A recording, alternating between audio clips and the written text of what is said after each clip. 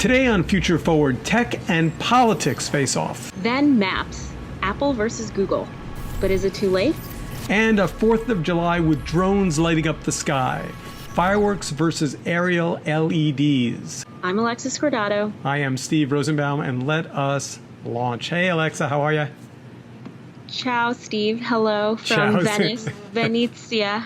Venezia. By the way, this is so much fun this summer. Like, where in the world is... It's like I feel like I'm vacationing through your journeys. Yeah. And by the way, for those of you who are watching rather than listening, last week I did find an article at the very end of the health benefits of red wine, which I put up there because Alexa has been partaking, and I just wanted to make sure that she understood that this was it was actually a health endeavor when you were in Bordeaux. Right. And I only had one glass of wine before this podcast. All right. So we've got 3 chapters we're going to do today. The first is going to be tech and politics. There's some interesting things going on there. Then chapter 2 is the battle of the maps, Apple versus Google. And then chapter 3, digital 4th of July. So let's just... I can't even believe it's July. It's early in July. The summer still has 2 big months left, so it's not going too fast. But let's just start with this political story because it's fascinating. So the story begins with Twitter making a step theoretically in the right direction, saying that they're going to label abusive tweets from political leaders. And I thought I was going to put a smiley face on this one, and then I read it again, and I'm like, or maybe not. It's a little weird, right?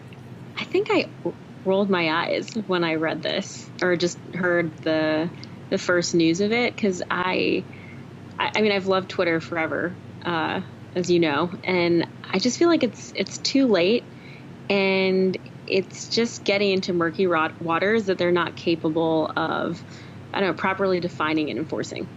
Yeah, so Twitter is going to literally put tweets that violate their terms of service behind a warning, which is going to, in my mind, do 2 terrible things. One, everyone's going to click on it to see what's behind the terrible warning, so it's not going to diminish. Don't hit the red button. Yeah, right. Everyone's going to click the red button. So everyone's going to look at it anyway. It's essentially going to amplify the terribleness.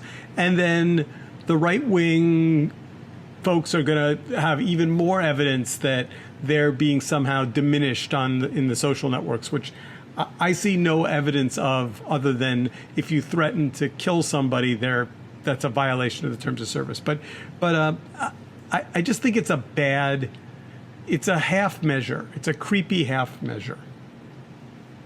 Yeah, I mean, it kind of relates into the other stories that we're going to talk about, which is just this skirting the line between censorship and actually policing or enforcing policies, clear policies, whether it's Twitter or Facebook, YouTube.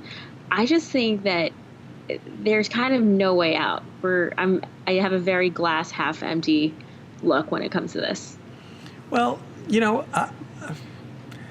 I think if you could get in a time machine and go backwards, you could say, boy, this is really inevitable, right? Because if you start with an open platform that says anyone can publish and then we're going to take down the objectionable stuff, over time, people that want to do objectionable stuff will come up with so many different ways to be objectionable. I think you may have heard the story, but like maybe 6 or 8 months ago, someone's posted something on me about Twitter, and they put my name inside of 3 parentheses. And I was like, that means something, but I didn't know what. So I Googled, what does it mean if your name is inside 3 parentheses on Twitter? And it means Jew. But I didn't know that. So wait, I didn't know that. I just learned that. Yeah. No, it's meant to be derogatory, and it's meant to identify you as Jewish. But within certain Twitter hate speech,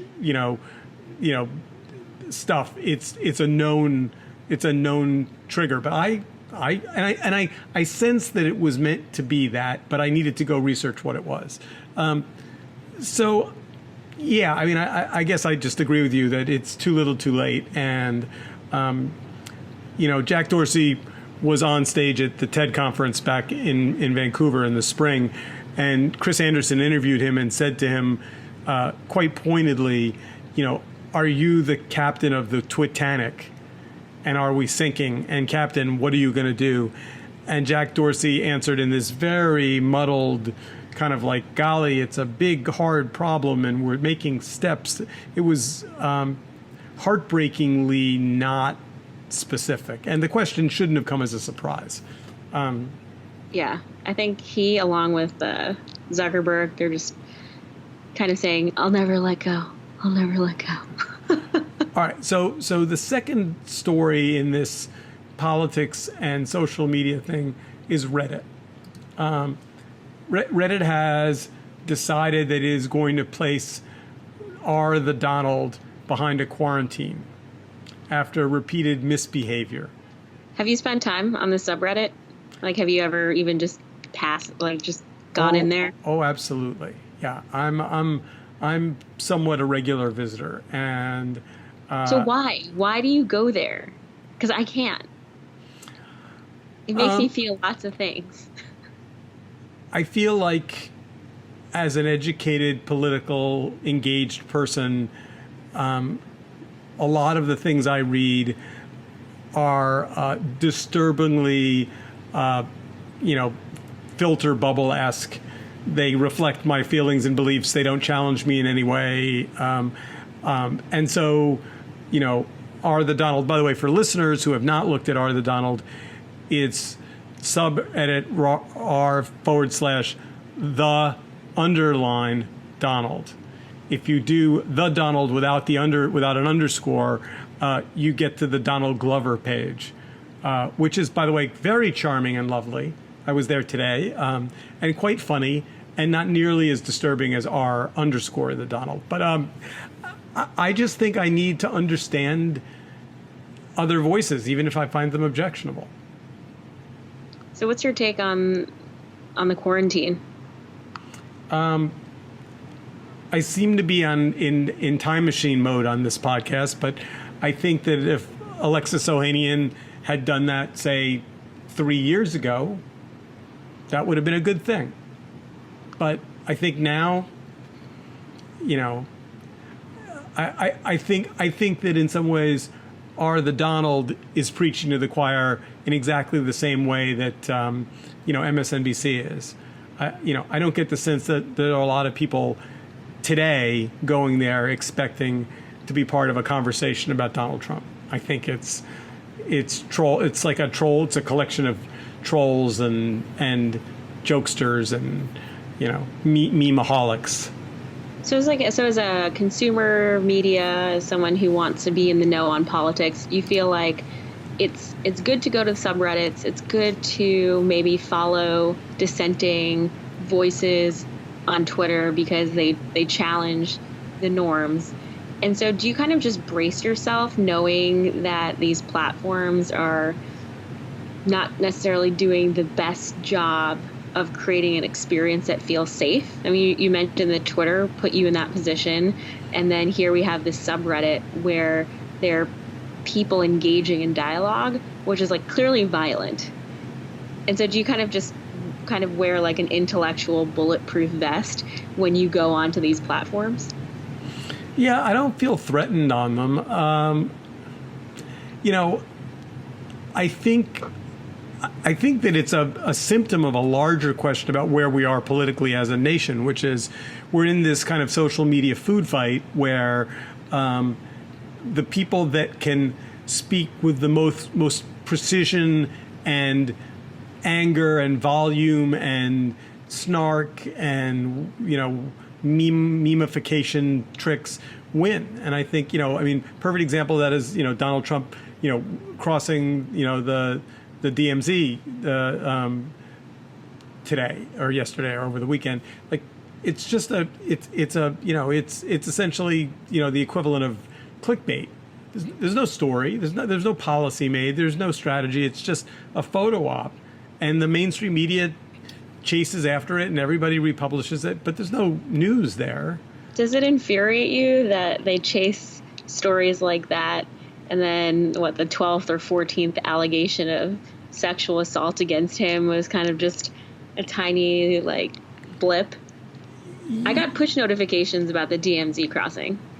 Yeah, but yeah. The answer is yes. All right. So third story, and equally in this little collection, this little basket of politics and news stories, is this thing about Apple News.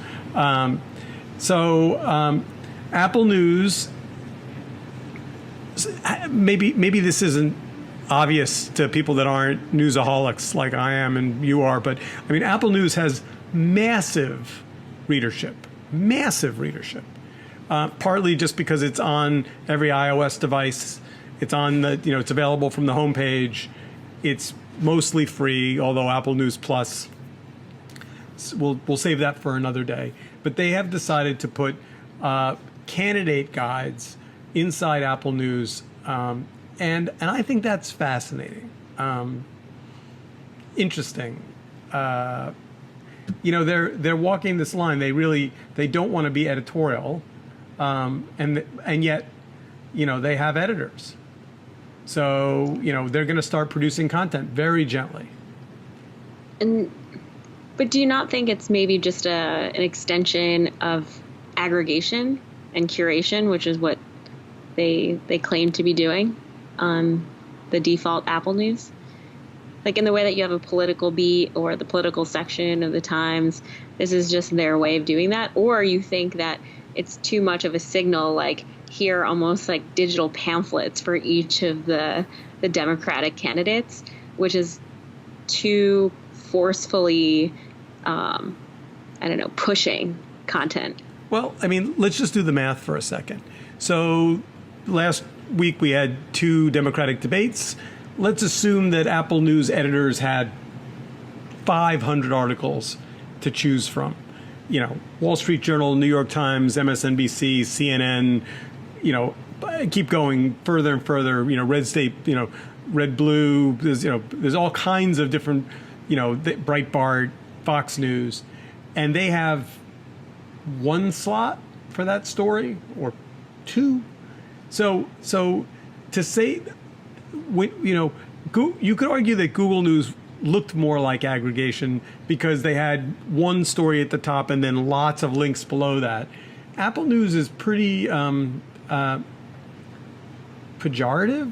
Is that the right word? I mean, they're making, so their decision after the Wednesday night debate to promote, and I don't know what they promoted because I didn't see it, but Wall Street Journal versus CNN. There's a fairly binary decision being made there about what take you're taking on it, and So you think it's your TBD in terms of whether you think it's good or bad, or you actually think they're kind of towing the line in a way that's making you uncomfortable? I think it's good. I mean, sidebar for another day. Apple News Plus, which is their paid service, is kind of shitting the bed a little bit, and they're having trouble getting any subscribers. And I don't know about you, but I never see it. It's never been offered to me. I've never sampled it. So Apple News Plus, I think, is a work in progress. But no, I think their decision to do candidate profiles is a good decision. I think that's them moving in the right direction. Mm-hmm. So just to in politics. What? Yeah. So let's just recap. Twitter, who cares? Fail. Reddit, too little, too late. Wish they'd done it 3 years ago. Apple, early days, but good for them for getting more in the game. Yeah. I mean, this ties into sort of your curation platform, which is you generally would stand behind platforms to take more of a point of view, so long as it's really understood why and made known. Yeah, which, by the way, arguably makes Apple's position a little bit more complicated because, they're trying really hard, at least publicly, to be objective. Is that a word we're going to use? Balanced? I don't know. I mean, they don't have a point of view, as opposed to, MSNBC, which clearly does. All right, but moving on to chapter 2, which is less political and maybe more fun, the battle of the maps. So first of all, you go first. Do you have an obvious favorite? Do you have a map I am bias? team Google Maps all the way.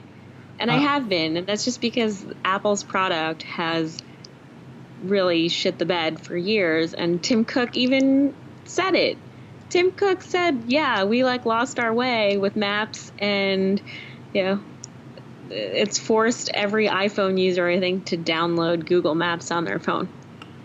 And yet iOS forces you to try, whenever you click on a link, they want to take you to Apple Maps, to their... That's infuriating. What has been, at least maybe until now, their subpar product. Yeah. Right. So I haven't seen the beta of the makeover, but the reviews have been pretty good. I mean, the reviews have been positive-ish, right? I got the sense, and just from Twitter searches, that it's cautiously optimistic. So developers, I think, maybe are leaning towards this is the path that makes this tolerable / usable, which is a really bad baseline. So here's the thing. I read to try and get the answer to this, but I couldn't find an answer. So, I mean, Google has had Street View vehicles on the road scooping up pictures and blurring faces, all that stuff, for years. So if Apple is now saying they've got a 3D or a Street View visual, where are they getting those images from?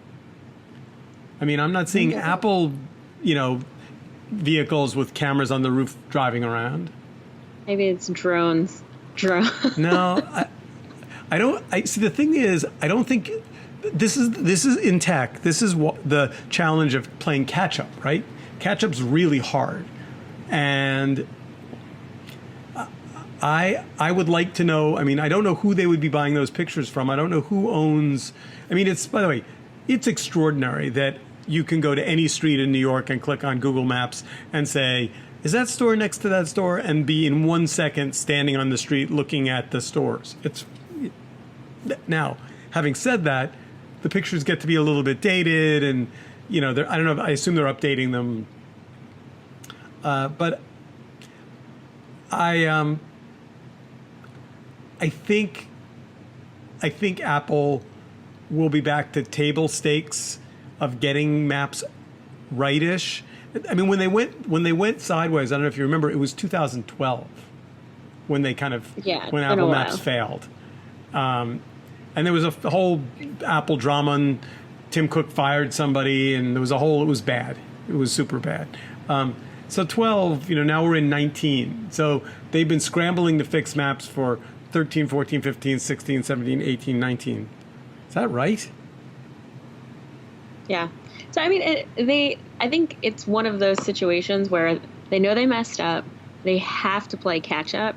And so, not that they're necessarily going to eclipse Google, but we'll see in the fall. I mean, if I open a link that takes me to an Apple map today, I immediately copy and paste the address and open it in Google Maps. Yeah, me too. That's my default. Too. Yep, agreed. But if this product is what it might be, then I might be inclined to actually just keep it open and not take that second step. And if they can get, 30% more people to do that behavior, that's a win. Now, having said that, my experience with Google Maps has been, you'll be somewhere in a neighborhood, you'll be looking for lunch or, whatever, and you'll type in, lunch near me, and it'll pull up McDonald's and Taco Bell and, random, and you're like, you're standing there and you look up and down the block and you're like, wait, there's a restaurant there, there's a restaurant there. So Google clearly is gently but consistently shifting maps toward being more of an ad platform. And the people that pay are getting guaranteed position on the map. And other restaurants, it seems it's unclear when they make judgments about who to present and who not to. I'm asterisk, I'm putting together links for a future episode on sketchy advertising. The way Google is handling listings right now is so sketchy. We're going to talk about it. All right. But Google's not sitting on their hands on maps. So while Apple is announcing, a new map solution that gets them theoretically to table stakes, go Google, they've got a whole bunch of new stuff coming out, including live traffic for buses and something called transit crowdedness predictions, which I gotta say, I think is pretty awesome. Yes, so it makes sense Google would do this when they acquired Waze a few years ago. It's like they already knew in their roadmap that real-time traffic from potentially crowdsourced sources was a thing. My guess is the way they're handling the transit, it's a combination of user-generated data, stuff that's being reported passively through Android devices, open data systems, like, I don't know, MTA train times when it shows trains are delayed. Like, they're in the best possible position to do it. So interesting fact, somebody told me that when New York subway was trying to put up the signs in the subway that told train arrival times, they tried to budget sensors so that they could track when trains came and left the station, and it was going to be billions of dollars to put sensors in all the stations. And someone, a vendor called Control Group, suggested that all they really needed to do was track, I guess through Verizon or AT&T or somebody, when phones connected to the Wi-Fi network or not, and when they disconnected. And that was evidence of a train arriving and leaving a station. And that's, in fact, how they now track train time arrivals based No way. Yep, based on connection to and from the public cell network. Steve, you just blew my mind. Right? I mean, the minute you say it, you're like, well, I mean, there's a signal. 150 devices all go, hey, we're here. Oops, we're not here anymore. And that is a perfectly good way to know. If you know that the time from that station to the next is 1 minute and 34 seconds, when the signals drop out, you start the clock and then you say the train's arriving in 1 minute. So are you also telling me that now they're no longer incentivized to make Wi-Fi persistent throughout the subway experience? Oh, that's depressing but true. Yes, unfortunately. Unfortunately, yes, that is true. All right, so Google Maps gets better. Transit, and you're exactly right. Waze is it. By the way, well, all right. Enough transit, enough maps. Let us now officially spend the last 6 minutes of the podcast and talk about the 4th of July. Woohoo! So, I am a huge fan of the 4th of July. I like the holiday. I like the fireworks. I like explosions. I like things blowing up. I'm a big fan of. It's also like a very New York thing, like whether it's fireworks in Central Park after a concert or they moved the fireworks right from the Hudson River to the East River, but I used to watch every year. I used to find some office building and I'd find my friend who worked it wherever so that I could go and see. I had press tags 2 or 3 years ago and ended up literally with my nose at the very end of the pier at the East River looking up at the sky, and it was just spectacular. So the best for me was my office at Chelsea Piers. We got to lay out at the golf range. Yeah. So we were almost jutting out into the river, which was great. I do not know why they moved it from the west side to the east side, except to piss off New Jersey is the only thing I can guess. Too much Brooklyn love these days. I guess it may be Brooklyn now that I think about it. That's true. I mean, why wouldn't you give as many boroughs as possible? Anyway, so the story we're talking about for 4th of July is this, it seems almost inevitable shift from explosive fireworks to drones. And a couple of years ago, I guess 2 years ago, Intel made a big splash at CES with a big indoor drone display of a light show with, I think it was 1,000 drones above the keynote, which wrote words in the sky and did all this fabulous stuff. And Intel, which is not a company you would think wants to be in the public display business, but seems like they are, has really pushed hard to own the aerial drone robot sky space. I could take either side of this argument. So you pick. Do you think it's a good thing or a bad thing? So when I first read about this, I had a hard time picturing what this meant. Like the notion of fireworks not being fireworks kind of just like did something to me. But then I remembered when I first saw it, it was at the Super Bowl.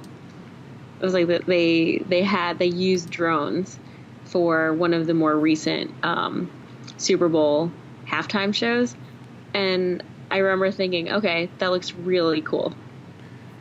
I guess I just wonder, like, can you have both? So all right. So let me take the anti-fireworks position for a moment. They're dangerous. They cause fires. California's worried about wildfires. Dogs are afraid of fireworks. Veterans who have PTSD are afraid of fireworks. Increasingly, as the world gets more dangerous, moving around lots of explosive and then setting them off seems dangerous. Like there's a million reasons to see the transition from explosive drones to electronic flying robots with LEDs in them that can change color as a good thing, right? Like, I see it, but you know what it's like? It's like burgers and the Impossible Burger. It's like, yeah, like meat isn't necessarily environmentally friendly, and now we have fake meat, which is like, tasty and good, but I'd probably miss the burger. So if we phased out traditional fireworks in favor of drones, there's an aspect of that would probably make me sad. So before this podcast, I went online, I went on YouTube, and I went looking for a video to show a cool aerial drone display that would be as awe-inspiring as a fireworks display. And I got to be honest, I couldn't find one. And I think I'm telling you, the closest one was like the Super Bowl. I mean, but it wasn't as much of a spectacle. And why is that? Because it just seems a little programmed. I don't know. Because it's too programmed. It's an algorithm, it's software, it's lines of code now being projected. Whereas with fireworks, it's chemistry. It's like powder and materials, and there's something about that I don't think we can engineer. So it's like snowflakes. When they shifted from, I don't know, and maybe it's an analogy, maybe it's not, but when battery powered non-gas engine cars started hitting the roads, the car companies had to put sound, they had to engineer sounds for the cars to make, because first of all, people weren't hearing them pulling up to the intersections, which was dangerous, but also there was some romance about the growling sound because all of a sudden you have a battery powered car and it's like silent. Yeah. So I think I'm going to miss the explosion. So maybe if the drones had little speakers in them that went. Yeah, there's also a smell. So I grew up, like, my first few years, I was like in the Philippines, and we actually do fireworks on Christmas. And so there's a smell of fireworks too that I associate with that. But who knows? I mean, maybe, like, I'm a fan of electric cars, and it still freaks me out when I don't have a key to turn into the ignition. But that's not enough for me to say, oh, we shouldn't have electric cars. And so maybe we're going to lose on this one. So I think where I would end up on this is have a great 4th of July, go out, find some cool fireworks, realize it probably isn't the last year of fireworks, but you could imagine them eclipsing in the next 10 years. 10 years. All right, so 10 more years of fireworks. That's one. And but you should watch drone video footage of fireworks. Yeah, there are amazing videos of that. Yeah, and in fact, if you have a drone, you should definitely fly it up into the fireworks, because the police and fire department people really love when you do that. Like, that's it. I'm kidding. Don't do that. That would be terrible. Have a great week. Enjoy 4th of July. Happy 4th. See ya.